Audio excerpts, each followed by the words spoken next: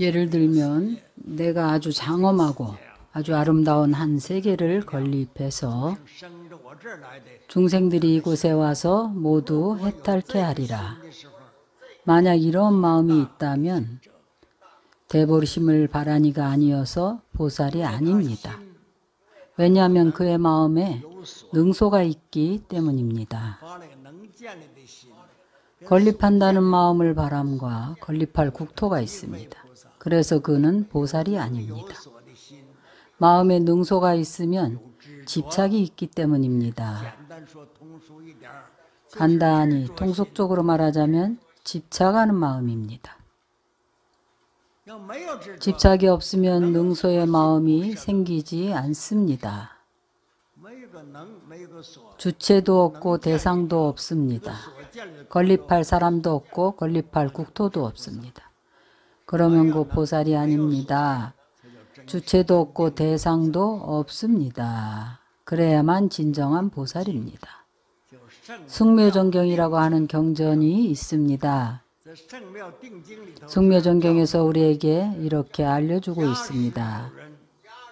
만약 어떤 이가 백은으로 사원을 짓는다 하더라도 순전히 백은으로 사원 하나를 짓는 것입니다.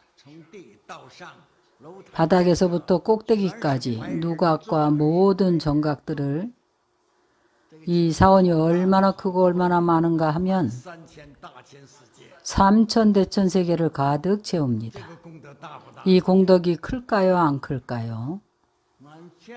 3000대천세계를 가득 채워서 지은 사원이 다 백은으로 지은 것입니다. 이 공덕이 크지 않습니다. 한 생각에 선정심만 못합니다. 한 생각입니다. 내 생각에 여러분들이 하루를 정해두는 것은 공력이 안 될 겁니다. 한 시간을 정해두는 것도 공력이 안 될 겁니다. 그러나 한 생각 사이의 정은 아마도 여러분 모두 그 정해둔 경험이 있을 겁니다. 바로 이 한 생각에 정해두는 마음은 선정 상태인 한 생각에 정해두는 마음은 그 백은으로 지은 3000대천세계만큼 많은 사원보다 수승합니다.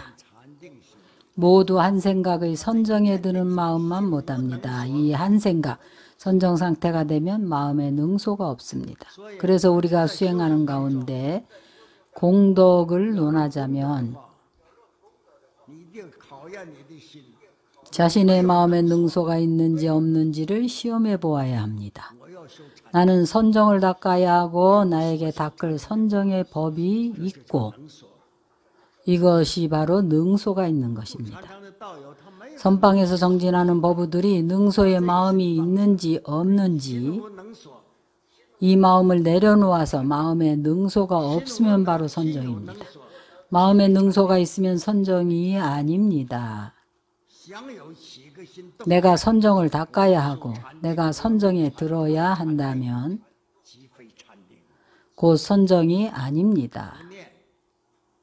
무념이어야 합니다. 그래서 우리가 항상 말합니다. 몇천 명의 부처님께 공양하는 것보다 한 사람의 무심도인에게 공양하는 것이 낫다. 무념 무심이고 마음에 능소가 없으면 바로 선정입니다. 마음에 능소가 있으면 곧 선정이 아닙니다. 능소가 일어나지 않을 때 그 자체가 바로 선정입니다. 왜 이렇게 말하는가? 어떤 것을 선정의 마음이라고 하는가? 한 생각이 나지도 한 생각이 일어나지도 않습니다. 이것을 선정이라고 합니다. 청정심이고 불생불멸입니다. 이것이 진정한 무아입니다.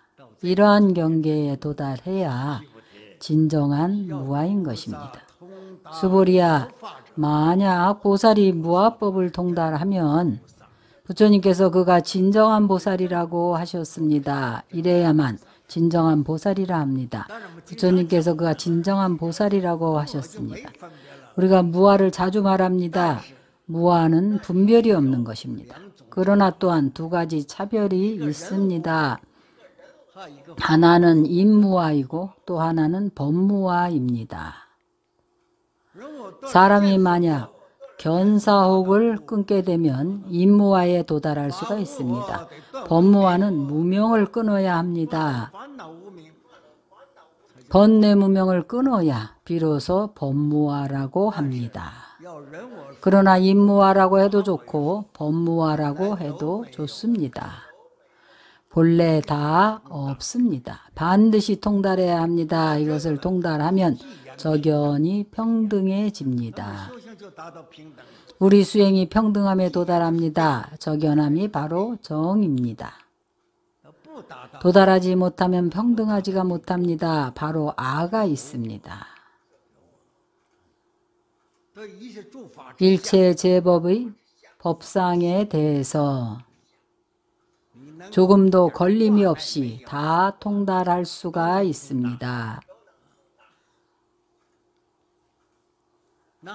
그러면 그 마음이 확실히 무아를 실현한 것입니다.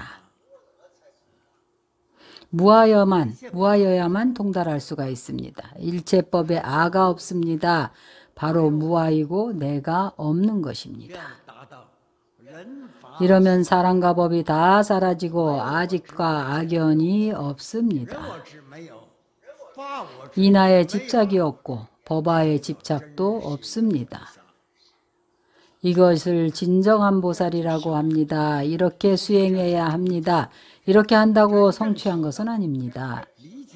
이해력과 행하는 것이 모두 다 마음이 다하는 경계에 도달하도록 진실로 수행을 해야 합니다. 능소의 마음이 다하고 다함 또한 없어져서 구경에 도달해야 합니다. 능심도 소심도 없어서 능소가 둘 다 사라져야 합니다. 중생을 제도하는 보살도 없고 제도할 중생도 없습니다. 능소가 둘 다 사라졌다고 합니다. 제도할 자도 제도받을 중생도 없습니다. 이런 사람을 진정한 보살이라 합니다. 중생과 자신을 다시 한 걸음 더 나아갈 수가 있다면 중생이 바로 자신이고 자신이 바로 중생입니다. 그것은 더욱더 심오한 경계입니다. 수보리야, 내 뜻이 어떠한가? 부처님께서 또 수보리에게 알려주십니다. 너는 어떻게 생각하느냐? 하고 묻습니다. 모든 물음의 형식이 다 이와 같습니다. 그러나 문제는 아직 말하지 않습니다. 그것은 전후가 전도된 어법입니다. 인도의 문법과 중국의 문법이 다릅니다. 그래서 모든 구절에 먼저 내 뜻에 어떠한가, 어떤 일인지 말하지 않고 먼저 내 생각이 어떠냐고 묻습니다. 그리고 나서 문제에 대해 어떻게 생각하느냐고 묻습니다. 바로 이런 뜻입니다. 내 뜻이 어떠한가, 내 생각이 어떠냐고 묻습니다. 열애가 유관이 있는가 없는가? 열애는 사람으로 인간 세상에 태어난 분입니다. 우리들의 육신과 같습니다. 신체의 모습이 같습니다. 열애가 유관이 있는가 하니 수보리가 대답했습니다. 그렇습니다. 세존이시여, 열애가 유관이 있습니다. 열애가 유관이 있습니다. 수보리야, 내 뜻에 어떠한가? 열애가 천안이 있는가 없는가?